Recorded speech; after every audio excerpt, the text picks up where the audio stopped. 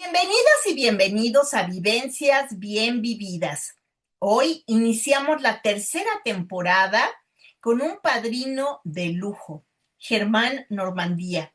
Él nos va a hablar sobre su trayectoria como capacitador, pero también nos deja algunas herramientas muy interesantes que podemos aplicar dentro de la familia y para que las generaciones se lleven mejor. Suscríbete al canal, @Yodesa, dale like a este episodio y compártelo para que cada vez más personas vivan estas vivencias bien vividas. Vamos con él. Estimado Germán, muchísimas gracias por aceptar esta invitación. Bienvenido además como padrino de este primer episodio de la tercera temporada. Muchas gracias. No, hombre, muchísimas gracias a ti, Yolanda. Estás haciendo un trabajo bien interesante, estás construyendo también esperanza, bienestar y me parece que este podcast puede contribuir a ser gente más madura y más enfocada. Así que gracias a ti y a tu audiencia. Muchas gracias. Germán, si me permites, te voy a presentar una brevísima semblanza, ¿ok?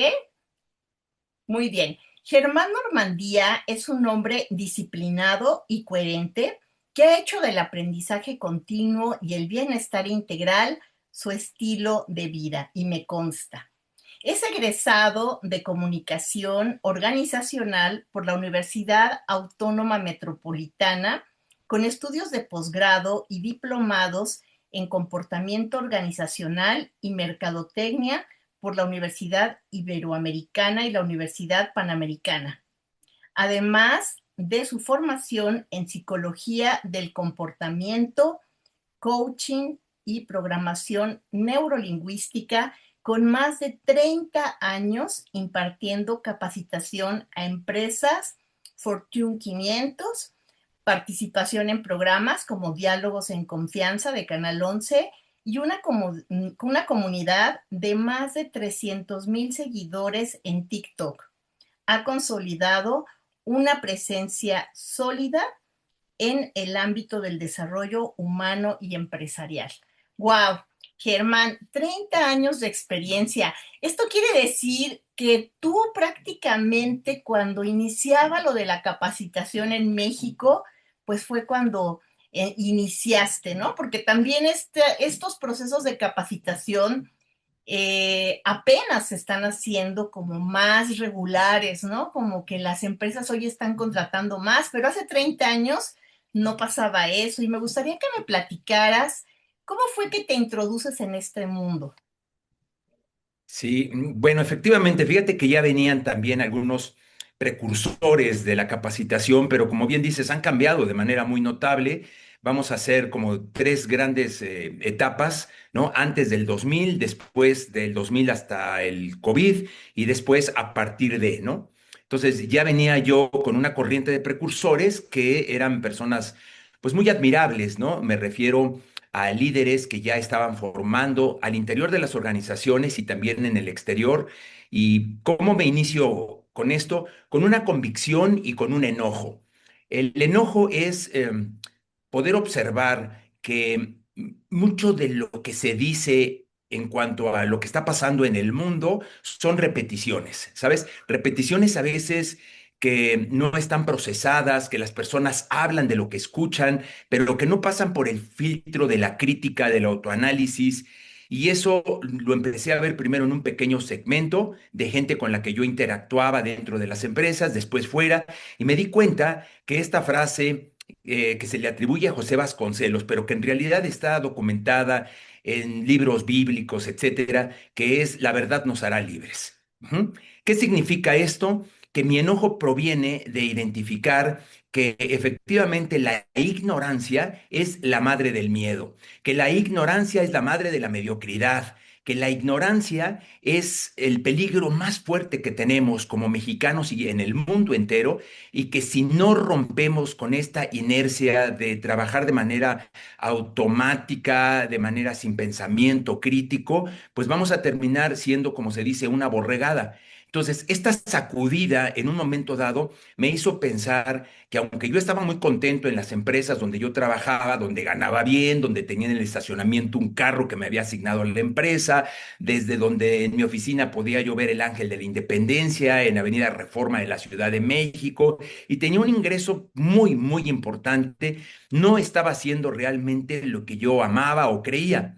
Esto no quiero que suene a soñador, sino más que nada a darme cuenta de que si no trabajamos realmente en romper todas estas cadenas del pensamiento de la inercia que se viene desde la escuela, luego en la familia, etcétera, realmente no vamos a poder encontrar una realización plena. Entonces, este enojo es el que me lleva finalmente a tomar un café conmigo mismo, a ponerme frente a un espejo, a decir si realmente a la edad que yo tenía 40 años, 42 años, estaba sintiéndome satisfecho de lo que estaba realizando y una parte económica mía me decía, claro que sí, hombre, no te muevas, estás perfecto donde estás.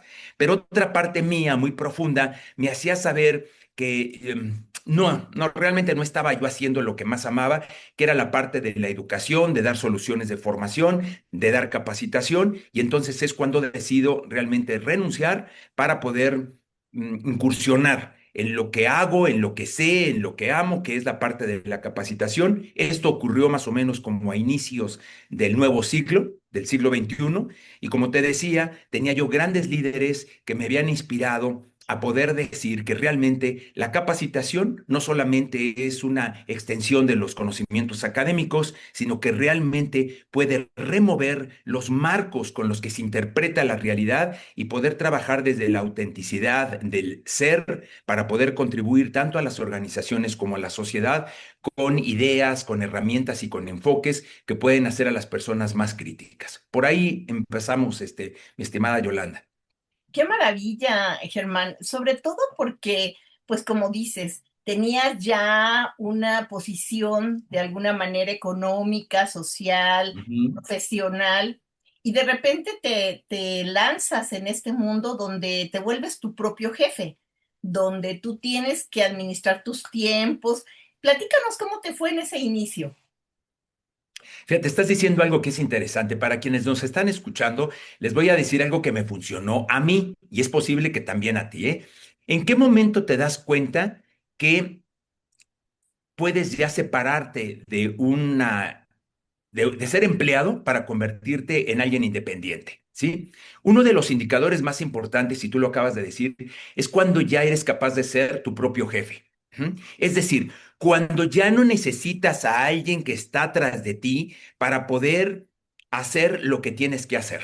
Regularmente tenemos a un supervisor, a un jefe, a un gerente que nos habla y nos dice, ¿dónde estás? ¿No has llegado? Y entonces ahí vas corriendo y no, aquí estaba y comienzas a echar todo un choro y realmente no estabas donde estabas en el momento en que tenías que estar. Bueno, yo me di cuenta que cuando uno mismo se convierte en esa conciencia, en ese regidor, en ese management, donde ya no necesitas, insisto, tener que quedar bien con alguien, es cuando ya es un primer indicador de que te puedes convertir en tu propio jefe. Es decir, ya creciste en tu madurez profesional y ahora haces las cosas no porque alguien las diga, no por una norma, no por un deber, sino porque estás honrando tu palabra. Ajá. Y si dices que vas a llegar a una hora, estás en esa hora. Y si vas a entregar un proyecto, lo entregas. En fin, ese es el primer punto cuando yo sentí que ya tenía la madurez suficiente para poder independizarme. ¿Ok? Entonces se conjuntan dos cosas. Por un lado, un elemento práctico donde te das cuenta que tienes una base económica, que tienes una madurez profesional, que tienes un back de experiencia y que tienes también un propósito, una convicción, una pasión, como en mi caso es la parte educativa, el desarrollo humano, etcétera. Cuando se conjuntan esas cosas, pues realmente te confrontas contigo mismo. Y ahí viene verdaderamente la valentía de poder buscar la autenticidad de lo que tú quieres, o también se vale decidir quedarte donde estás. En mi caso, yo decidí romper, digamos, con esas taras y, mi querida Yolanda, agarrar mi portafolio para ir de escuela en escuela, de empresa en empresa tocando puertas para poder ofrecer pues mis servicios. Y oh sorpresa, cuando tú estás en una organización y eres una marca, te vuelves atractivo a los proveedores. Quieren hablar contigo porque tú eres una gran marca. Puede ser Banorte, puede ser IBM, puede ser Grupo Resistol, puede ser ADO, puede ser Condumex. Y pues claro que la gente quiere hacer negocios contigo. Se acercan, te piden apoyo, tocan puertas y buscan que realmente tú les des trabajo. Pero resulta que cuando tú te sales de esa organización y ya no eres esas marcas, sino ya eres tu propio nombre, te enfrentas, uno, con que todos aquellos que te decían que te iban a apoyar, no siempre te apoyan. Número dos, ya no tienes detrás de ti una marca y se entiende, es legítimo que ahora pues empiecen a dudar, porque muchos hablan más de lo que realmente son congruentes en cuanto al ofrecimiento de soluciones, de lo que proveen, de los servicios, etcétera, y hay una duda legítima por parte de las áreas de compras o de las áreas que te quieren contratar. Bueno, pues a todo eso, digamos, yo me enfrenté, ¿sí? Pero afortunadamente, con el apoyo de mi familia y particularmente de mi esposa, pude vivir, digamos, toda esa transición, ¿sí? En el que el dinero se acaba, en el que no te contratan, en el que no tienes ya la calidad de vida que tenías cuando generabas un ingreso importante. Pero aquí la pregunta legítima es, dime realmente qué quieres, dime realmente quién eres para que puedas soportar entonces esos momentos de invierno. Y a mí me pasó. Y obviamente que tuve deseos como de reversa mami para poder regresar otra vez a ser contratado por las grandes empresas, donde yo ya tenía pues otros 25 años de estar, digamos, dentro de las organizaciones con buenos niveles directivos, etcétera. Y ahora pues estaba yo por mi cuenta tocando puertas de forma solitaria, dándome a conocer, pero finalmente pues quemé, como dicen los barcos, ¿verdad? Como se le atribuye a quién, a Hernán Cortés, ¿verdad? Y Sí. entonces fue el momento en el que, después de pasar, digamos, por ese invierno, ya pude encontrar realmente, pues, el fruto de todo lo que yo había sembrado. Más o menos así fue como inicié mi estimada Yolanda. Germán, ¿y dónde fue tu primer capacitación? O sea, ¿en qué ámbito? Toqué las puertas de Daimler Chrysler y me senté junto a unos 50 proveedores que querían hablar con el que tomaba la decisión en capacitación. Y cuando finalmente, después de 2 o 3 horas de estar esperando, llegué con esta persona, me dijo, mira, te voy a ser sincero, Germán. Nosotros no contratamos a personas físicas, contratamos a personas morales por todo lo que hay detrás de ello, contratos y una serie de factores que hoy por hoy, pues tú estás desprovisto. Entonces, te digo una cosa, tendrías que ubicarte, porque aquí en estas grandes corporaciones a donde tú estás acostumbrado a trabajar, a interactuar, etcétera, pues no tienes eco. No le hice mucho caso, seguí también con los Walmart, seguí también con las grandes corporaciones y, oh sorpresa, me di cuenta que efectivamente ahí no tenía yo mucha cancha. Entonces tuve que encontrar mi nicho. ¿Y sabes cuál fue el nicho más importante para mí? Las universidades y las escuelas. Ujú. Hay escuelas muy poderosas, hay escuelas muy importantes en su marca, en sus ingresos, en su presencia en México. Las puedes encontrar mucho en la zona norte de la Ciudad de México, donde existen emporios, universidades preparatorias, primarias, de un nivel muy importante. Y ahí fue donde comencé a ir tocando puertas. Pero era muy interesante porque, pues como no tenía yo cita, prácticamente era tocar puertas y llegaban entonces los vigilantes y me decían, pues, con quién quiere hablar, con la directora, con la quien toma decisiones, daba mi tarjeta de presentación, etcétera. Y hay veces que sí pegaba y otras veces que no pegaba, pero cuando realmente lograban abrirme las puertas, se daban cuenta que tenía verbo, que tenía conocimientos, que tenía experiencia. Y sabes que las escuelas les resulta muy interesante lo que es la experiencia empresarial. Porque resulta que muchas de las personas que trabajan en las preparatorias, en las secundarias, incluso en las universidades, tienen un perfil muy académico.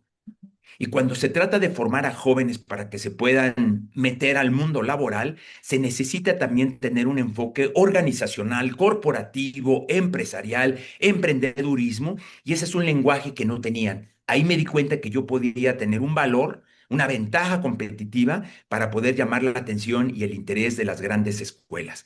Así que así fue como yo comencé y quiero decirte algo que me marcó la vida. Esto es importante. Una vez llegué con la directora y me dijo, señor Normandía, ya revisé todo su currículum y ¿sabe qué? Nos interesa muchísimo lo que usted hace, pero le voy a decir una cosa, usted me va a dar esa capacitación y yo no le voy a pagar ni un quinto.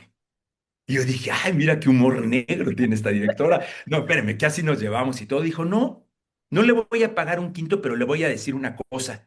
Le voy a acercar con las personas que tienen decisiones en las escuelas más importantes de gobierno en la Ciudad de México.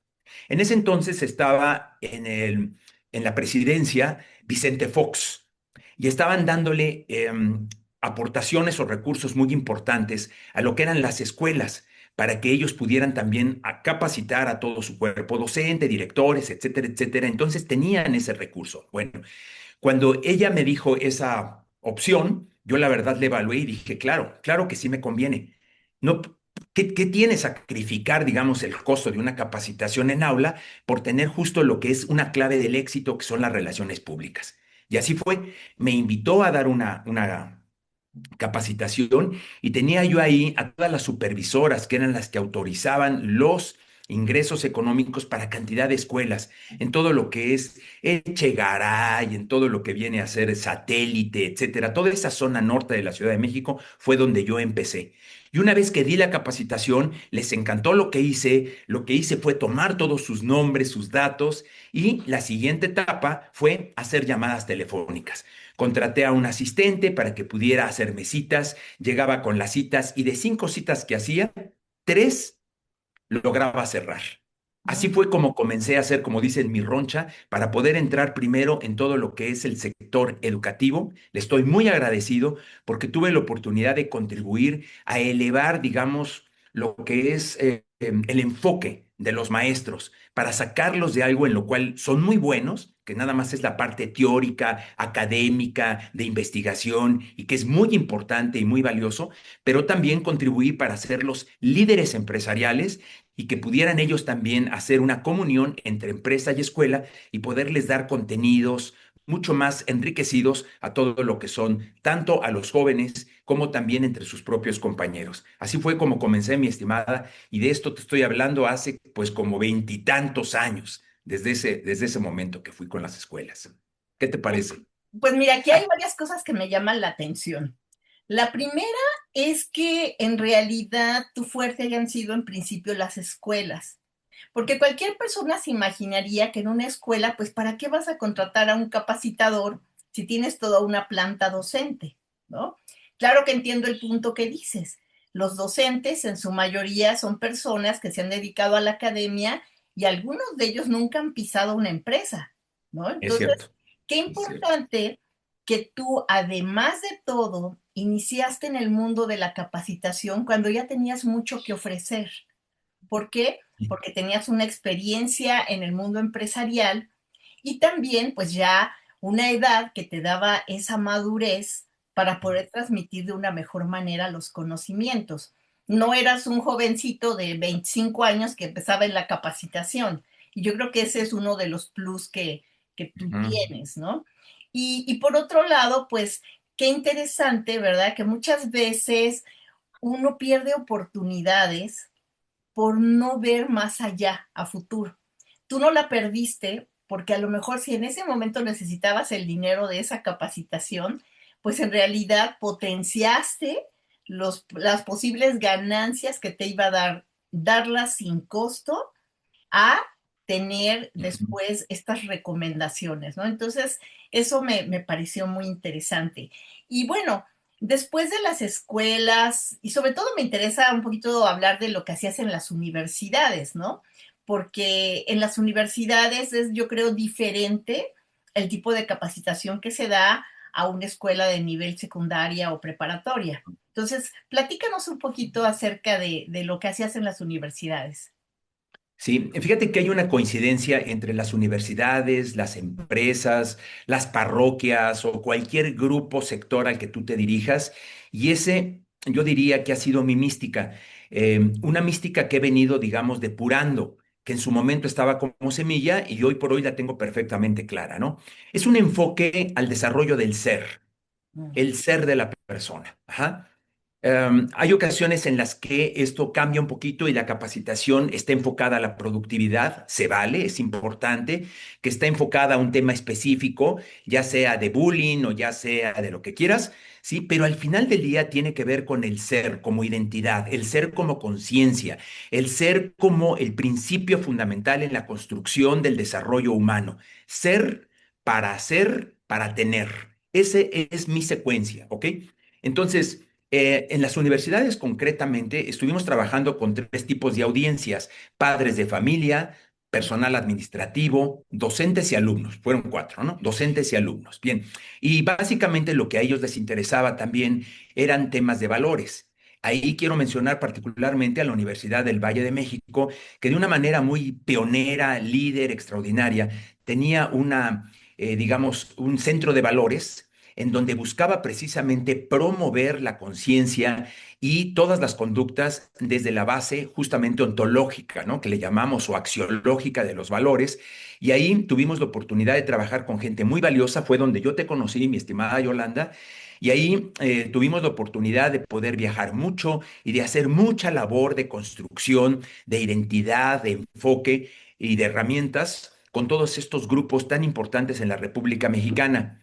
Le estoy muy agradecido a todas las escuelas, insisto, porque por un lado identificaba yo que los alumnos era justamente la simiente, era la cantera para poder llegar con ellos y de alguna manera compensar un poco lo que ellos reciben desde este mundo digital, que antes no lo era tanto, pero ya estaba muy, muy presente, y toda la parte de lo que es, pues digámoslo así, con todas sus letras, consumismo, apariencia versus la parte de lo que es el ser, trabajar desde un proyecto de vida, desde una visión, etcétera. Y entonces me di cuenta que ahí hay una gran contribución. Y busqué que no solamente fuera una parte de sermón, ¿sabes? O sea, los jóvenes hoy en día les da mucha flojera encontrar a un ruco que les esté echando sermones y rollos y aleccionándolos, no, nada de eso. Era la dinámica de las empresas y su enfoque, con todo lo que es también la inercia de las redes sociales, pero con un enfoque que desde mi punto de vista es más constructivo, formativo, educativo, y que creaba las bases ontológicas para que los jóvenes también tuvieran en la balanza un contraste, no solamente lo que reciben en las redes, en la televisión o en el día a día, sino también una formación más filosófica, ¿no? Y esto me daba mucho gusto cuando realmente tenía yo la gracia de poder conectar con ellos y veía el interés, no en todos, pero sí en algunos. Y esa misma tónica también con los maestros, para poder romper este esquema de burocracia en algún momento dado existía, o también el autoritarismo, o también que ellos hablaran desde una generación que reprueba a priori a las nuevas generaciones, ¿ok? Entonces, todos estos paradigmas yo los disfrutaba muchísimo, romperlos como en una piñata, agarrar un bat, pero no romperlos yo, sino dárselos a ellos para que se dieran cuenta que no pasaba nada cuando se podía lograr una conexión de lenguaje, con una conexión también desde el punto de vista de las soft skills que les llamamos, o las habilidades blandas, etcétera, y se daban cuenta que puede existir otra manera de comunicarse, de conectar, de colaborar, tanto con sus pares como con entidades de gobierno, como padres de familia, con los propios alumnos, etcétera. Y digamos que esta plataforma que comenzó con los valores fue continuando después con distintas universidades y demás. Pero ¿qué crees, mi estimada Yolanda? Que sin buscarlo, las empresas comenzaron a buscarme. Fíjate cómo tú sabes más de eso. Muchas veces cuando buscas con ansiedad algo y estás a punto de agarrarlo, se te va, se te escurre. Algunos dirían, no, es que no es para ti, es que no es el momento. Bueno, cualquiera que sea la versión, cuando yo me enfoqué a todo lo que es el ámbito educativo, docente, etcétera, las empresas comenzaron a buscarme. Y ahí fue cuando cerré mi ciclo con las escuelas, ¿sí? Y volteé a las empresas. Hoy por hoy te puedo decir que en mi modelo de negocio y en mis ingresos, la parte educativa pues representa quizá un 10% máximo de lo que viene a ser toda mi labor. Sin embargo, sigo con investigación, sigo aportando, pero ahora pues tú me dirás en qué momento podemos hacer ese giro para que te pueda decir cómo regreso otra vez a mi alma mater, que son las empresas en donde yo me formé. Así fue. Pues mira, yo quisiera nada más también puntualizar algo que es bien importante. Esta capacitación en las escuelas, en las universidades, es vital porque, y sobre todo el tipo de capacitación que tú has manejado, ¿no? En valores, porque muchas veces todo lo que tiene que ver con la parte técnica se puede aprender de mil maneras, ¿no? Y hoy con la inteligencia artificial, bueno, pues definitivamente te puede dar cursos especializados en tu computadora. Pero hablar de valores, hablar de la formación de la persona, de todo lo que está alrededor de poder tener una vida equilibrada, ¿no? Unas emociones, digamos, de alguna manera que te permitan vivir y ser productivo, pues eso es bien importante. Y yo creo que también, como bien decías, ¿no? En este proyecto pionero de la UVM, el Centro de Valores, también se trabajaba con los papás. Y cualquiera diría, bueno, eso déjalo para la educación básica, ¿no? Pero no, Ujú. muchas veces no tuvieron los padres esta capacitación para ser papás y aunque fuera a retomar en la prepa, todavía había esta opción para que pudieran tener pues conocimientos, ¿no? De cómo poder convivir de la mejor manera con sus hijos. Entonces creo que eso fue maravilloso y bueno, pues te felicito por esa labor. Sí, mira, aquí quisiera retomar dos puntos que dices. A ver si estás de acuerdo conmigo, Yolanda. Fíjate que hay como un paradigma o una idea que tienen los jóvenes que cuando se les habla de todo lo que tiene que ver con formación, con valores, perdón el término, pero les da una hueva terrible, ¿sí? No lo ven práctico. Y yo creo que nosotros hemos contribuido justamente a que así se vea, porque nos ponemos muy serios, muy solemnes, y entonces como que todavía no entendemos que podemos imprimir el ritmo de la juventud actual, retomando toda la dinámica que existen en los TikToks, en las redes, en los podcasts, ¿sí? Este tipo de música que hoy cantan los jóvenes, pero también retomando temas constructivos, formativos o de fondo. ¿Sí? Entonces ahí tenemos un gran reto para que efectivamente esto que tú dices y coincido es esencial para poder lograr un equilibrio, un balance entre lo que es la parte práctica de la vida con lo que es también la parte introspectiva, etcétera. Necesitamos también romper con ese ritmo formal de flojera, lento, que muchas veces se le imprime a estos sermones para darles esa dinámica. No sé si ahí estás de acuerdo. Y en segundo lugar, algo que tú comentas es que efectivamente, mira, en el momento en que las mamás, sobre todo, se insertan en el mercado laboral, ¿sí? Y comienzan a encontrar un desarrollo profesional, etcétera, pues lo que hicimos es jalar un poco la cobija y dejamos descobijado también una parte integral de nuestra vida, que son los propios hijos. O sea, es una realidad que hoy por hoy las personas trabajan 12 horas desde el momento en el que salen hasta que regresan y en ese lapso los chavos que van regresando de las escuelas pues son formados complementariamente a veces por las abuelas, por los abuelos, otras veces por los tíos, por los hermanos o por nadie. Entonces, desde un punto de vista ganamos haciendo que la parte, digamos, de las mujeres se inserten en este mercado laboral, lo cual aplaudo, pero por otro lado, no previmos el que pudiéramos también tener este hoyo que hoy por hoy nos está cobrando factura. Así que sí es muy importante que los padres de familia, conjuntamente con lo que es el Estado, con lo que vienen a hacer las escuelas, etcétera, busquemos cubrir esa parte, ¿sí? Para que podamos lograr justamente una armonía y una colaboración. De no hacerlo, pues en estos huecos es donde se meten todo lo que son muchas veces las redes sociales, que no es, digamos, lo mejor, y otros aspectos, ya sea culturales, musicales o mucho más peligrosos de toda la inseguridad que hay a nuestro alrededor y que encuentren muchos jóvenes desorientación, falta de identidad, baja autoestima y familias, digamos, rotas que no tienen esta unidad y que aprovechan justamente para poderlos marear y para poderlos jalar a cosas que realmente son ilícitas y que pueden perjudicar con el tiempo.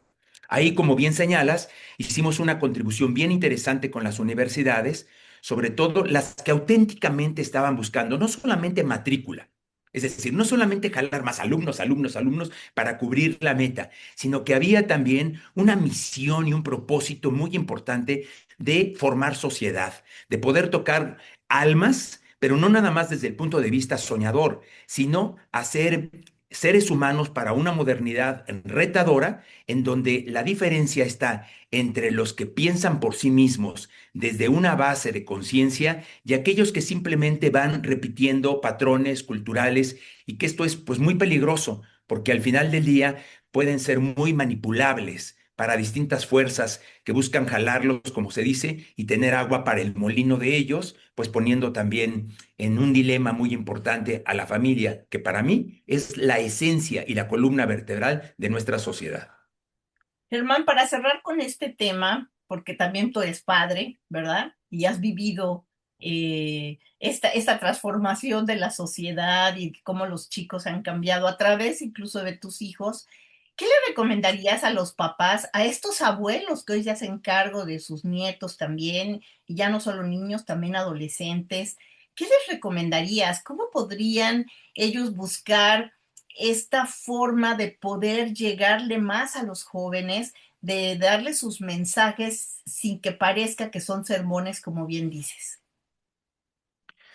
Pues mira, lo que pasa es que también cuando ya nos empezamos a volver, digamos, con más edad, tendemos mucho a los sermones, a los rollos, a los juicios, a las etiquetas, comparamos mucho el mundo de hoy con el mundo pasado, y eso son sesgos terribles. Yo lo que diría es que sean más observadores y que se callen. No, no hablen tanto, por el amor de Dios, ¿sí? O sea, bájale, observa y escucha. Observa a estas generaciones que están buscando también su propia voz. Ajá. No te voy a comparar conmigo. Mi mundo fue distinto al que tú estás viviendo. Entonces, con curiosidad también, déjame un poco adentrarme para ver cómo ellos reaccionan, qué rechazan, qué les gusta, qué no. Acerquémonos de entrada, primero, sin juzgar, a lo que vienen a ser sus fiestas, sus reuniones, sin mostrar esta alarma de no me digas, de veras ten cuidado. Luego buscamos como la parte esta de corrección o de transmitirles nuestros propios miedos, ¿ok? Entonces, hay que escucharlos sin juzgarlos, es una buena táctica, ¿sí? Hay que ver qué es lo que ellos están viendo e irnos formando un criterio acerca de quiénes son sus amistades, de cuáles son los juegos que juegan, de cuáles son, digamos, sus silencios y la parte en donde están en solitario. Ujú. Observar y escuchar te va a dar entonces un panorama extraordinario para que puedas tener elementos. Después, nuevamente, con valores. No es lo mismo actuar con miedo que actuar con prudencia. Hay una diferencia, ¿no? La prudencia es y siempre será un elemento muy importante para poder contener un poco a la audacia, pero también no quedarnos atrapados en el miedo a experimentar y atrevernos a hacer cosas, digamos, diferentes. Ajá.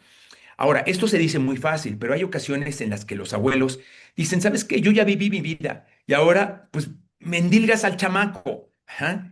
Y ellos también ya no pueden dedicarse a sus cosas porque tienen que cuidar al muchacho, y de pronto llega la hija y le dice que papá no le digas o no le hagas o no le prohíbas o sí le prohíbas. O sea, no solamente me dejas al cuidado a tu hijo, sino que también me das una serie de normas.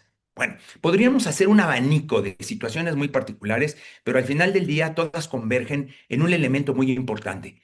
Tenemos que ayudarnos, tenemos que apoyarnos, y este sentido de la colaboración es la esencia para que realmente podamos todos ir saliendo adelante, tanto en lo social, tanto en lo económico, tanto en la salud, como todo eso, ¿no? Yo recomendaría también que hablaran muy claro con las hijas y que pudieran hablar de esa reciprocidad que existe. Es decir, no solamente, hija, me vas a dejar al muchacho, ajá, y al rato tú te vas a tus fiestas y yo tengo que hacer lo que a ti te toca hacer. No, que quede muy claro, tengo por 65 años y en 10 años tal vez ya no pueda moverme con la forma en que lo hago actualmente. Entonces, hay un lema: hoy por ti, mañana por mí. Uno de los valores de las familias es la reciprocidad. ¿Qué te parece, Yolanda, que pudiéramos aprovechar este espacio para pedirles a los papás que hagan como una especie de decálogo? ¿Cuáles son los 10 mandamientos de la familia? Ajá. Los 10 mandamientos de la familia y que los construyan ellos legítimamente desde su propia historia, desde su propia condición, sin necesariamente estar hablando de los 10 mandamientos, ya sabes, de la tradición judio-cristiana, ¿no? Dentro de los 10 mandamientos. Te puedo decir uno, puedo aprovechar para poderte Ay, decir uno de mis el decálogos. micrófono es tuyo. Perfecto. Bueno, esto es algo que a mí me funciona mucho. Uno de los decálogos muy importantes es el ser autosuficiente. Yo crié, eduqué a mis hijos para que sean autosuficientes. Aquí es donde viene el valor de la solidaridad y la subsidiariedad. Para quienes no sepan la diferencia, vamos a ser solidarios con el más necesitado. Pero en el momento en que ese apoyo que le estoy dando al más necesitado ya se balancea, ¿sí? Por ejemplo, alguien que no tiene trabajo, yo te apoyo económicamente. Pero una vez que tú ya tengas trabajo, mi solidaridad termina, ¿ok? Entonces, ¿cuál es la idea? La idea es que todos los miembros de la familia no sean codependientes, ajá, sino que busquen la autosuficiencia. ¿Qué significa esto? Que tú tengas la capacidad, la fuerza, la imaginación para poder tener tus propios recursos y salir adelante. Con esto ya no le vas a cargar a los abuelos un paquete que no les corresponde, ni tampoco al revés. Los papás que siempre están como victimizándose, ¿sí? Y buscando con los hijos, ya no me visitas, ya no me quieres, ay, sí, sí te vas con la suegra, pero conmigo no. O sea, esas abuelitas o abuelitos jodones, ¿sí? Terminan por aniquilar también la armonía de la familia. Y también los hijos que abusan para poderles dar su responsabilidad a los padres, a los abuelos, a los tíos, a los hermanos, etcétera. Entonces, uno de mis mandamientos en mi familia, y esos están, digamos, muy en consenso con mi esposa, ¿sí? Porque ahí debe haber un común acuerdo, ajá, es la parte de lo que es la autosuficiencia. Número uno. Segundo, debe de haber un apoyo entre hermanos. La colaboración es esencial.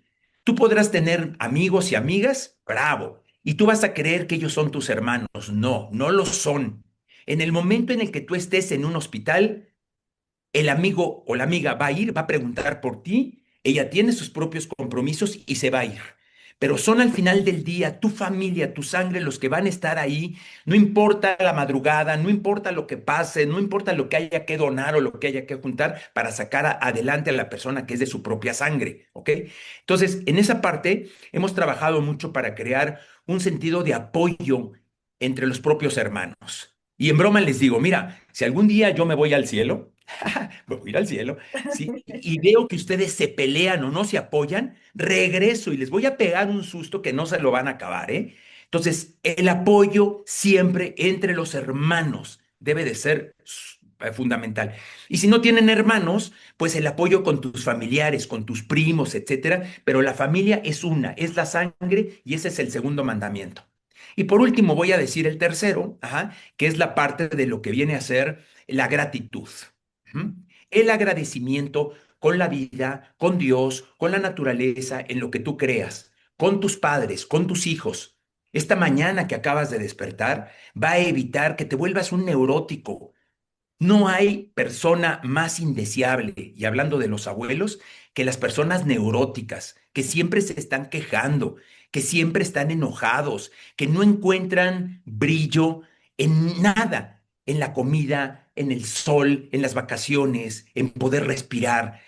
Esas personas realmente son ingratas, son injustas, son mezquinas. Entonces, el agradecimiento le ayuda a los hijos también a valorar desde lo más cotidiano, desde lo más inmediato, desde lo más sencillo, hasta las cosas más grandiosas, donde podemos también accesar a ellas, ¿no? Son tres de mis mandamientos. Yo los invito a que en familia puedan, a través de un juego, no de sermón, ya sea como tarjetas, ya sea que escriban, ojos cerrados, dinámicas. Busca también en las redes muchas formas de poder lograr consolidar un decálogo. Lo pueden imprimir, lo pueden convertir a lo mejor en un emblema, en un escudo, en un lo que quieran, pero esto es algo que ya le da forma y le da orden también a una familia para saber qué sí y qué no aceptamos dentro de lo que es nuestra familia, nuestra tribu, nuestra comunidad.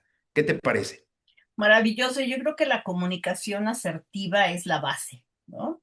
El comunicarlo, como tú bien dices, de una o de otra manera, pero también decir qué te gusta, qué no te gusta, qué puedes y qué no puedes hacer.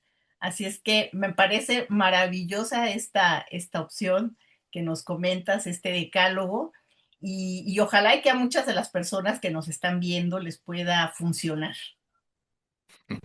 Y bueno, pues ya que sembramos valores en las escuelas, ¿verdad? De ahí damos el brinco a las empresas. Platícanos cómo te ha ido con las empresas. Últimamente, ¿verdad? Se aprobó una norma, la NOM 035, que habla en que hoy las empresas tienen que vigilar también y velar sobre el bienestar emocional de sus empleados. Pero bueno, tú empezaste capacitación en empresas mucho antes de esta norma. Entonces, platícanos cómo te ha ido en este medio y si esta norma realmente ha cambiado la forma de ver la capacitación. Sí, yo digo que sí, no solamente la capacitación, sino también al ser humano. Un ejemplo clarísimo, tú sabes cómo van cambiando las denominaciones. Antes se llamaba recursos humanos, hoy se llama talento y cultura, o algunos le llaman capital humano. Antes se les llamaba trabajadores, después empleados, ahora se les llama colaboradores y algunas empresas les llaman asociados. ¿Ok? Antes se le llamaba también supervisor o jefe o patrón, hoy se les llama también líderes, coach, etcétera. Entonces, no nada más es un juego de palabra, sino es la forma de significar, digamos, una realidad y esto conlleva también un nuevo enfoque. Gracias a toda una serie de corriente humanista, desde el famoso Maslow, Carl Rogers, Peter Salovey, etcétera, han contribuido también a darnos cuenta que cuando nosotros separamos al trabajador de la persona, ahí empezamos a tener problemas muy graves, porque el ser humano llega a un ámbito de trabajo no solamente con sus manos para poder producir más, sino llega también con sus emociones, con su historia, con su vida, con sus creencias, con su ideología, etcétera. Entonces, antes se consideraba, digamos, al ser humano como alguien eminentemente racional y se pensaba que desde ahí podíamos encontrar la libertad y la felicidad. Hoy en día nos damos cuenta que no es así. Hoy se concibe al ser humano como un ente bio, psico, social y espiritual. Son cuatro fuerzas, cuatro inteligencias que hoy por hoy las empresas necesitan tomar en cuenta. Todo esto está acelerado con las nuevas corrientes generacionales que llegan también, primero, eligiendo a las empresas. Antes, donde te dieran trabajo, ahí tú dejabas toda tu vida. Hoy no. Hoy también conozco muchos jóvenes extraordinarios, talentosos, que deciden con quién trabajar. Y si no comulgan, digamos, los giros de las empresas con lo que ellos piensan, por ejemplo, una empresa tabacalera, una empresa de vinos, etcétera, etcétera, ellos también tienen su manera de enjuiciar, de evaluar a las empresas y yo puedo decidir trabajar o no trabajar contigo, ¿no?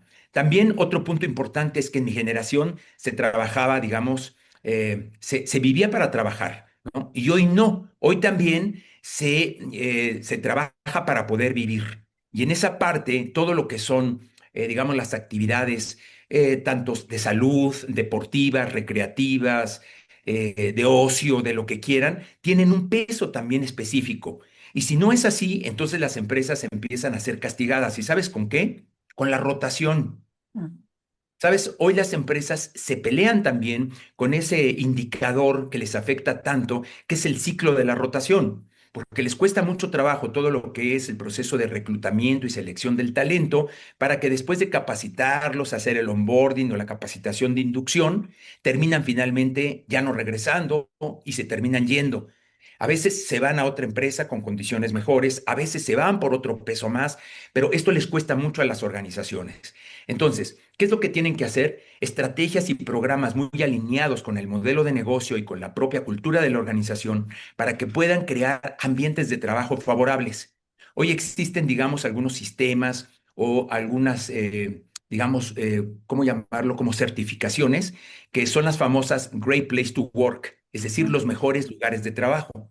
Famosos entre ellos están el que los jóvenes quieren trabajar en Google o en Zappos o en algunas organizaciones que les proveen también condiciones humanas, recreativas, etcétera, en donde la norma no es tan importante como la espontaneidad, como el equivocarte, como la innovación y como todo esto que se ha llamado soft skills o ahora se les llaman power skills, que no son otras cosas que lo que tú decías, No es el conocimiento técnico, sino son elementos que te ayudan a saber comunicarte, colaborar, integrarte, ser resiliente, tener inteligencia emocional, pero ojo, no solamente para producir más, más, más, porque eso sería entonces una trampa, ¿no? Eso sería una manipulación. No, se trata realmente de poder encontrar de una manera consciente y libre un tipo de liderazgo y un espacio de realización donde tú puedas crecer en lo personal y en lo profesional. Bien, en esos términos entra esta norma, la NOM 035, que lo que hace muy bien, me parece, el Estado, no tanto el gobierno, sino el Estado, darse cuenta que uno de los problemas más graves que tiene ahorita el Seguro Social son cantidad de empleados que llegan con ansiedad, con estrés y con una serie de enfermedades que están afectando en su conjunto a toda la sociedad. Es decir, el Estado tiene que pagar más, el empresario tiene que pagar más por esas enfermedades y se empieza entonces a crear un aspecto tóxico que deteriora, digamos, todo esto en su conjunto. Entonces, esta norma ya no nada más deja la buena voluntad de los empresarios, el favorecer las condiciones que ayudan a los aspectos, digamos, integrales del ser humano, sino que ahora ya es una norma, hay penalizaciones, hay sanciones, etcétera. Ahora, ahí hay que tener cuidado también, porque desde mi punto de vista hay ocasiones en donde se busca que el empresario haga lo que muchas veces no hace suficiente o el gobierno o las familias o la sociedad. Entonces le cargas al empresario también de muchísimas responsabilidades, aumentos de salario, ahora tienes que apapacharlos, ahora tienes y tienes. Entonces, hay que buscar un balance en donde pues, cada uno se tiene que hacer responsable desde su trinchera. Y yo diría que sí, efectivamente, hoy en día la capacitación, querida Yolanda, ya pierde también el nombre nada más de capacitación. ¿A qué voy? Si tú me contratas para que yo te dé una capacitación, muchas veces es como si yo te estuviera dando una aspirina para tu dolor de cabeza. El término de capacitación ya está, digamos, sin un fundamento, ya es insuficiente. Y ahora tenemos que hablar también de programas de formación, Mm. ¿ah? Programas de formación integral, donde no solamente es una capacitación. Mira, lo que yo hago antes nada más era justo dar cursos o talleres. Ujú. No, ahora lo que yo propongo es hacer intervenciones mucho más holísticas o más integrales que siguen cuatro etapas fundamentales. Ese es mi modelo. En primer lugar, necesitamos generar un diagnóstico. Y ahí se tiene una gran interacción, ya sea con la directora de la escuela, ya sea con el director de una empresa, con el gerente, etcétera, para que podamos identificar cuáles son, digamos, las áreas de oportunidad, cuáles son las brechas, cuáles son los indicadores que se quieren favorecer, ya sea que no se está vendiendo, ya sea que existe una gran rotación o ausentismo, etcétera, ¿ok? Entonces, esta parte diagnóstica hace más seria a todo lo que es la intervención de formación. Pongo un ejemplo, es un doctor que te diagnostica antes de prescribirte, ¿estás de acuerdo? Ujú. Si llega un doctor y luego te da una medicina sin haber hecho los estudios correspondientes, salte, huye, vete de ahí, no regreses. Entonces, una parte seria es realmente identificar cómo cada empresa tiene sus propias características, sus propias circunstancias. Bien, ahí intervenimos herramientas de assessment y con una serie de lo que se llama change management, que son herramientas que nos permiten realmente ver la cultura de la empresa, los indicadores, etcétera. Segunda parte, una vez que hicimos ese diagnóstico, ahora vamos a ver cuáles son las herramientas, los enfoques, los contenidos, los materiales que vamos a diseñar ex profeso para esa organización. Ajá. Y ahí entonces no es lo mismo agarrar de inteligencia artificial o de las redes, cualquier tipo de dinámica, sino es hacer el famoso traje a la medida para que realmente sea significativo, calce, haga match con la realidad de la organización. Tercera etapa, ahora sí, ya comenzamos a intervenir. Hay ocasiones que son procesos de coaching, de mentoría, hay veces que son observaciones, hay veces que son también capacitaciones, talleres, team buildings, lo que sean, pero todo va derivado del primer diagnóstico. Ahí es donde la capacitación tiene un significado poderoso y se convierte en formación, en desarrollo. Y finalmente, terminamos con lo que es un seguimiento. Porque sabes, Yolanda, que las organizaciones ganan solamente un 42% de cambio cuando se da una buena capacitación. pero ese 42 se puede convertir en un 75% de beneficio y de ventaja cuando después de la intervención formativa viene un acompañamiento.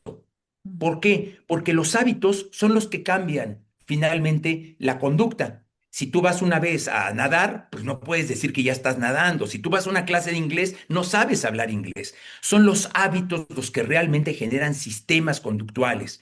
Por lo tanto, todo este enfoque final del seguimiento, hoy en día le estoy dando una importancia fundamental para que podamos realmente atestiguar que sí se generó un cambio antes, durante y después, ya sea del empresario, del colaborador, del papá, del hijo, de la mamá, etcétera. Y con esto concluyo que ya no son nada más intervenciones aisladas de capacitación. Hoy estamos hablando de soluciones integrales formativas que nos ayudan a llevar al sujeto a una transformación, pero partiendo otra vez desde el ser. ¿Y sabes cuál es el ser? La conciencia. Ya se acabó la época en lo que separaba el maestro, el instructor, para poder dictar su clase o para poder decir qué es lo que le conviene al chavo. Hoy en día, lo que necesitamos es tener bien claro cuáles son los indicadores y con un discurso disruptivo hacer que el chavo, el supervisor, el líder, etcétera, piensen, descubran, encuentren en sí mismos y en los recursos que tienen sus propias soluciones. Cuando tú logras que alguien descubra y construya por sí mismo sus propias soluciones, pues es como el papá que es papá del niño. No es lo mismo un niño que no es tuyo a un niño que tú lo has creado y lo has cultivado. Eso es lo que yo he observado, que da un enorme beneficio y esto es lo que yo pongo en práctica a través de mis programas formativos, Yolanda. Muy interesante, Germán. Y tocaste un punto interesante, ¿no? Las nuevas generaciones. No es lo mismo la capacitación que se dio hace 20 años, el estilo, a lo que hoy tú ya comentas que es una intervención integral. Pero, ¿cómo le hablas a los millennials? ¿Cómo le hablas a los chicos que, pues, algunos ya de la generación Z, ¿no? Que también ya están trabajando. ¿Cómo los motivas? ¿Cómo les hablas? Porque hoy en día, tú lo comentaste, uno de los graves problemas que tienen las organizaciones y un reto es la rotación, porque ellos, si no les gusta, se van. O sea, ellos ya no se ponen la camiseta como se la pusieron nuestros papás o incluso nosotros en algún momento dado, ¿no? Entonces, ¿cómo les hablas hoy a estas nuevas generaciones? ¿Cómo las capacitas? Mira, cuando tú viajas a un país que tiene un idioma distinto al tuyo y te quieres comunicar, la pregunta sería, ¿cómo le haces? Y Mm. lo que haces es poner mucha atención. Lo que haces es atreverte a pedir algo con tu lenguaje incipiente. ¿Ok? Entonces, ¿a qué voy? Yo creo que es fundamental que podamos escuchar a los jóvenes cómo hablan. Ajá, vuelvo otra vez al punto. Si tú enjuicias, pues entonces ahí hay un sesgo. Ujú. Hay que observarlos. Hay que ver qué es lo que los mueve, los intereses musicales que tienen, los intereses en sus juegos, sus reuniones, las formas en que ahora dicen pro en lugar de algo progresivo, la peli en lugar de decir la película, porque ellos ya meten también muchos de los idiomas, de los apócopes, así se llama técnicamente, que utilizan tanto en los WhatsApp o en la manera en que se comunican con todos los demás, ¿ok? Entonces, yo diría que no es algo nuevo, lo que les estoy diciendo es algo muy simple y muy lógico. Primero hay que escucharlos para poder también empaparnos de su lenguaje, de sus términos, de sus conceptos, de sus intereses, de sus valores. Eso en primera instancia, ¿no? Bien, yo también diría que algo que funciona mucho es que ellos ya están hartos, insisto, de los sermones. Entonces, vamos a hacerlo al revés. Vamos a utilizar una lógica en donde les pongamos a ellos las distintas opciones para que puedan ver los pros y los contras. ¿Sí? Es un poquito a la mayéutica, ¿no? En términos, digamos, socráticos, en términos de preguntas, en términos de indagación, ¿ok? A ver, tú tienes aquí tres caminos, mi chavo. ¿Mm? Vamos a valorar cuál de los tres caminos es el que más te conviene desde tu perspectiva, ¿ok? Si no hablo, pero me guardo lo que tengo de enojo y me voy por el resentimiento, estas son las consecuencias. Si tú decides en un momento dado pedir lo que quieres, pero lo pides a gritos, este es el resultado. Y el tercer resultado es que tú pides las cosas con oportunidad, de manera adecuada, con una base de respeto y con una gran claridad. Y estos son los resultados. Tú dime, ¿cuál de los tres eliges? ¿Y por qué? Entonces, a lo que voy con este ejemplo básico es también hacer que ellos piensen, que ellos mismos elijan sus propias opciones, y esto da dos valores importantes. Por un lado, se lo apropian, ¿sí? Y por otro lado, los haces pensar. Cuando yo te decía que uno de los decálogos es ser autosuficiente, es enseñarlos a pensar, a que tengan criterio, porque no siempre van a tener al maestro, al guía, al papá, etcétera. Cuando ellos se enfrenten ya a circunstancias en donde tengan que tomar sus decisiones, para eso es la autosuficiencia, el criterio y el hacerlos pensar, ¿no? Esos dos. Ujú. Y tercero, también yo diría que vamos a llegar a una época, mi estimada Yolanda, en donde vamos a encontrar nuestra voz. ¿A qué me refiero? Venimos de una tradición cerrada, machista, autoritaria, normativa, manipulativa, discriminatoria. Son no solamente siglos, milenios enteros. Un libro muy interesante es De animales a dioses. Ajá. Ujú. Vale la pena que ustedes vean todo lo que es el ser humano desde sus primeros indicios, digamos, sobre la faz de la Tierra, cómo se fue construyendo el Estado, cómo se fueron construyendo las civilizaciones, cómo se fueron construyendo las comunidades, el dinero, etcétera, y te va mencionando de una forma muy narrativa, muy fácil, toda esta, digamos, desarrollo histórico. Bien, entonces, a lo que voy es, estamos hablando de una forma de ser que tiene de manera ancestral milenios enteros, ajá, de sometimiento. Y hoy nos encontramos con un parteaguas. Y en este parteaguas nos volvimos locos. Ahorita estamos, haz de cuenta, como en esta parte de la fiesta en donde estamos disfrutando quiénes somos, y hablamos mucho del empoderamiento, y hablamos mucho de la diversidad, y hablamos mucho de la inclusión, y hablamos mucho de todos estos temas que están sonando a veces de manera abrumadora en las redes, en las canciones, en todo. No es más que la borrachera, digamos, que estamos viviendo. Y hoy por hoy, a lo que voy al punto es que ni los maestros, ni el gobierno, ni los padres, ni los capacitadores hemos encontrado todavía nuestra propia voz para poder convertir lo que es la autoridad con el poder, porque son dos cosas distintas. Ujú. Cuando tú tienes autoridad es porque estás teniendo un rol. Un gerente dentro de una organización tiene autoridad porque hay un rol que le otorga a alguien desde afuera, y entonces le están dando un peso dentro de lo que es la organización o la jerarquía. Pero el poder es intrínseco, el poder es moral, el poder te lo ganas. Entonces, en este momento ya no nos sirve con que yo soy tu papá. Ya los chavos ya no compran, digamos, ese rol nada más porque sí. Tenemos ahora que llenar esa autoridad con poder. Y ese poder moral no hemos encontrado todavía esa voz. Es a lo que me refiero.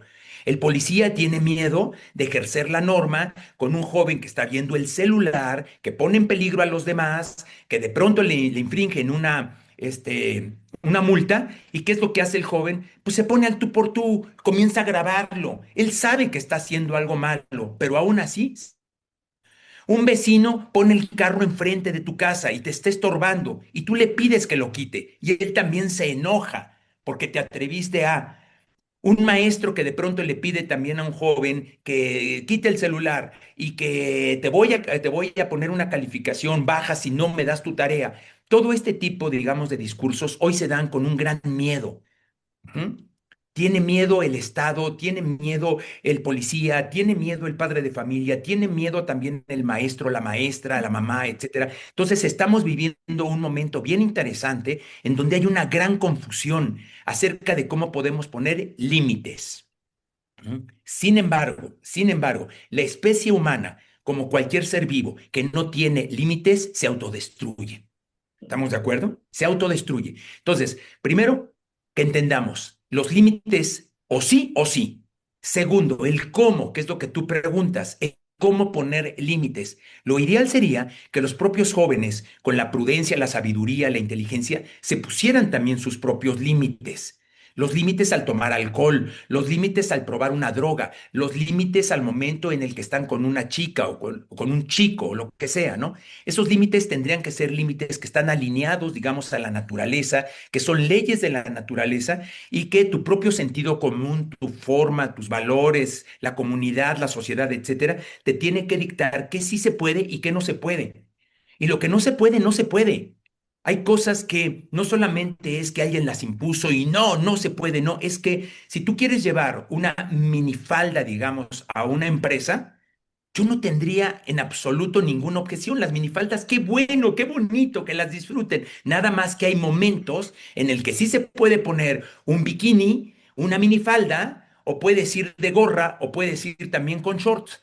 Y esto es algo que también los jóvenes en ese sentido, porque creen que ahora tienen una libertad que raya en libertinaje, en donde ellos mismos están confundidos, y a lo que voy es que vamos tarde o temprano a ir encontrando, y todos los que estamos de este lado, ir promoviendo un sentido lógico de equidad, que no es muy sofisticado. ¿Sabes, Yolanda?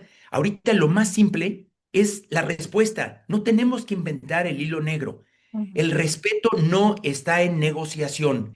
Es un factor de colaboración para que la especie humana pueda sobrevivir. El respeto al otro, el respeto a mi dignidad, ¿sí? El valor de la atención, del servicio, de la generosidad de un hijo hacia sus padres, hacia sus abuelos, el respeto que un abuelo le debe también a un hijo, etcétera, son elementos que no requieren de veras de muchos estudios ni de mucho rollo. Es algo muy simple, pero por simple es poderoso.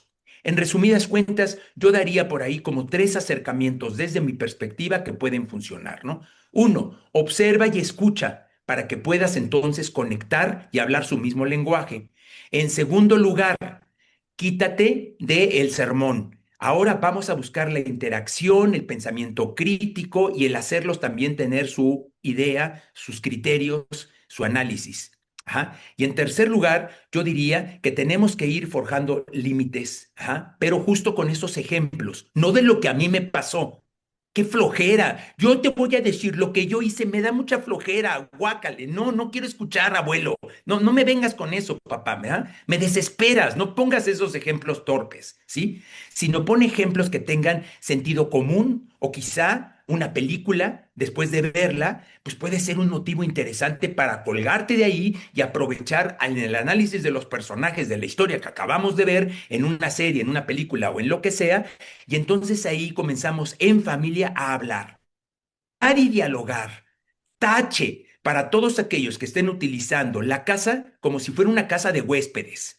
No, aquí los límites y las reglas son nos saludamos y nos queremos. Buenos días, papá, ¿cómo estás? Ya me voy. ¿Se te ofrece algo? Oye, fíjate que estamos en una fiesta y en una reunión. Llego a tal hora. Todo bien. Esa comunicación, esos acuerdos, cuando se dan con amor, cuando se dan con un sentido, entonces generan un propósito. Ya no se imponen ni tampoco se rechazan.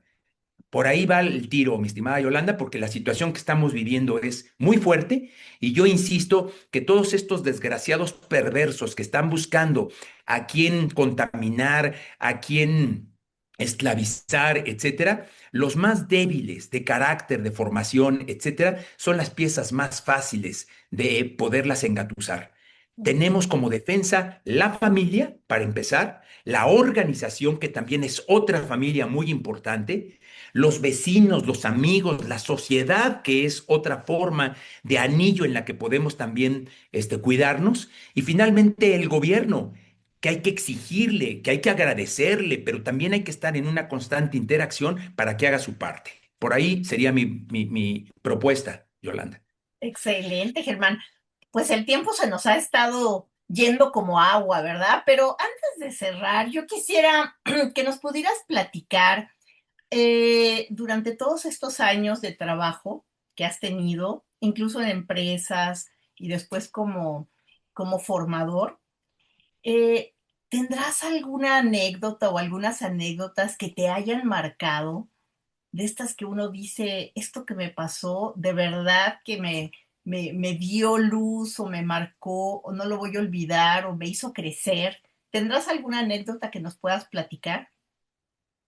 Sí, cómo no. Yo diría que una que a mí me marcó fue que cuando yo decidí salirme de las empresas, que vuelvo a repetir, tenía un buen ingreso, tenía carros, tenía mis tarjetas de presentación y era alguien deseable desde el punto de vista del mercado laboral, y decidí finalmente salirme de ahí. Fue una decisión que en la parte económica era brutal. O sea, estamos hablando de una caída muy, muy, muy fuerte.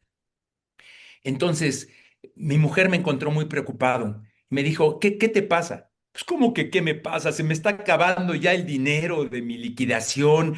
Esto, en un momento dado, no sé si estoy haciendo lo correcto, no sé si me dejé llevar por la emoción, no sé si voy a pagar el precio de esta decisión que acabo de hacer, etcétera. Y entonces yo recuerdo que ella me dijo, a ver, mira, vamos a hacer una cosa. Primero, imagina que no tienes ninguna necesidad económica en este momento. Como dijéramos aquí en corto, tienes el chivo asegurado. Ajá. No dejes que esa parte del nervio, de la pobreza, de la escasez, etcétera, ahorita pueda ensuciar tu pensamiento. ¿Ok? ¿Ya? ¿Juegas con eso conmigo? Sí, ya está. Ok. Económicamente estamos perfectamente bien. En segundo lugar, olvídate de todos los demás, comenzando por los familiares que pueden decir, pero ¿cómo es posible que hayas dejado ese puesto tan importante? No, mira, yo recuerdo que una vez tu tío puso una tiendita y le fue tan mal al hombre. Sí, olvídate, vamos a también quitar y dejar afuera a todas esas voces que pueden estarte también confundiendo. Y me dio tiempo. Y entonces ya me sumí en el segundo ámbito y dije, ya, ok, ya estoy tranquilo. Económicamente estoy bien, no estoy escuchando mis propias voces. Bien, ahora vamos a lo más importante, me dijo ella. Te vas a echar tu propio océano y vas de pronto a descubrir qué es realmente lo que quieres hacer, de qué quieres vivir, qué es aquello que te puede hacer sentir libre, satisfecho, orgulloso, que realmente lo ames, que te apasione. Eso fue lo que más trabajo me costó. Porque yo dije, ¿qué soy? ¿Soy financiero? ¿Soy un empresario? ¿Soy maestro? ¿Quién soy? Y entonces, de pronto, me acordé que cuando yo era niño, siempre fui maestro. Estaban mis hermanos chiquitos y yo tenía ya desde chiquito mi pizarrón, me compraron mis gises y esto lo disfrutaba yo mucho. Pasó entonces, primero como imagen y luego conectó con mi emoción. Segundo, todo lo que es la literatura, que son mis grandes maestros de vida. Fíjate, mi estimada Yolanda, yo puedo agradecer a dos, tres personas en carne y hueso, pero realmente quienes han sido mis mentores han sido los libros. Mm. ¿Sí? Tengo una biblioteca que cuando la abro suenan voces, voces poderosas, extraordinarias. Hay guerreros, hay empresarios, hay poetas, hay filósofos, hay administradores de este siglo, de siglos anteriores, literatos, magos extraordinarios. Bueno, todo eso también cuando yo estaba en esa búsqueda de la respuesta, pasó también por mi mente. Dije, todo lo que es el conocimiento, el aprendizaje, la literatura, el saber me comenzó a inundar.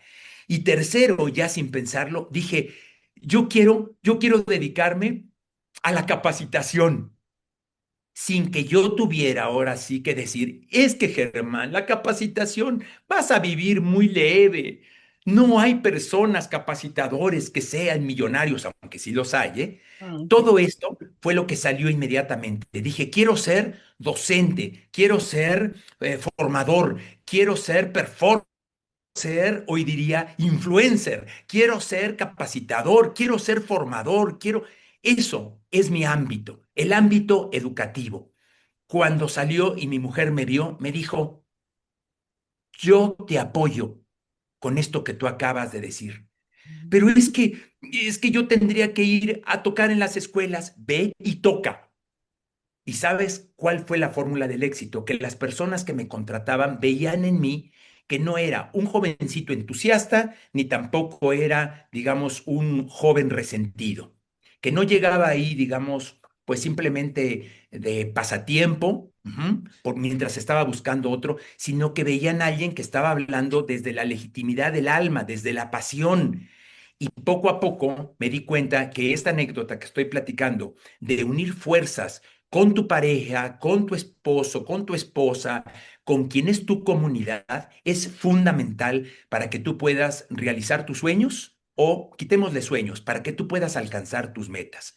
Esta meta, mi estimada Yolanda, me marcó definitivamente porque fue cuando quemé lo que son los barcos, ya no había camino de retorno, me enfoqué completamente en cuerpo y alma a lo que iba a ser no solamente mis nuevos ingresos, sino mi vocación, mi formación, mi profesión y mi esquema de vida. Hoy en día agradezco ese día, recuerdo, un viernes en la noche, en la sala, con una música de jazz que me inspiraba, pues para poder hacer esa introspección y ese hallazgo definitivo donde le dijimos a toda la familia que ya tenía decidido qué es lo que iba a hacer. Desde entonces, en ese año de 1997 a la fecha, vivo de lo que yo amo.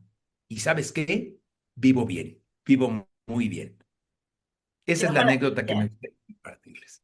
Qué maravilla, Germán, porque aparte contagias de esa pasión, ¿no? Esto que nos platicas con esta pasión, o sea, se ve que es lo tuyo, ¿no? Entonces, creo, y qué bueno que tomaste esa decisión. El mundo empresarial no perdió a un dirigente, a Muy un buena. CEO, sino más bien ganó a un maravilloso formador al cual admiro mucho y que de Muchas gracias. verdad te felicito por haber llegado hasta este momento de tu vida, precisamente pues ya cosechando las mieles, ¿no? De haber tomado esta decisión hace algunos años. Muchas gracias, mi estimada Yolanda. Y te reitero también que estás haciendo un trabajo muy importante. Juntos tenemos que ir construyendo un México que se separe de todo aquello que nos quieren etiquetar. No somos ese México violento que se está promoviendo. Somos un México extraordinario. Tenemos mucha gente de atención, de servicio, de vocación, de familia. Y en ese sentido tenemos que no claudicar, sino estar completamente bien claros acerca de cómo podemos ofrecer una forma revolucionaria y pacífica de poder decir no a la mediocridad, no a la ignorancia y no a todos los hijos de la ignorancia, que es justamente pues la maldad, la inseguridad y toda esa parte de incertidumbre que podría uno parecer que le está ganando a la humanidad. Creo profundamente en el ser humano. Creo profundamente en lo que hago y creo profundamente en personas que como tú dedican tiempo, no nada más tiempo y esfuerzo, no nada más para poder buscar más seguidores. Si los tenemos, qué bueno, pero si no con los que tenemos, vamos a profundizar para poder correr la voz. Y correr la voz es que el ser humano merece vivir y merece vivir bien. Así es, Germán. Pues muchísimas gracias y también muchísimas gracias a quienes llegaron hasta aquí con nosotros en esta entrevista. Los invitamos a suscribirse al canal, a darle like a este episodio, a compartirlo, por supuesto, para que cada vez más personas puedan disfrutar de estas vivencias bien vividas. Gracias, Germán. Un placer a ti y a toda la audiencia y por ahí seguimos sanos, fuertes y enfocados. Muchas gracias.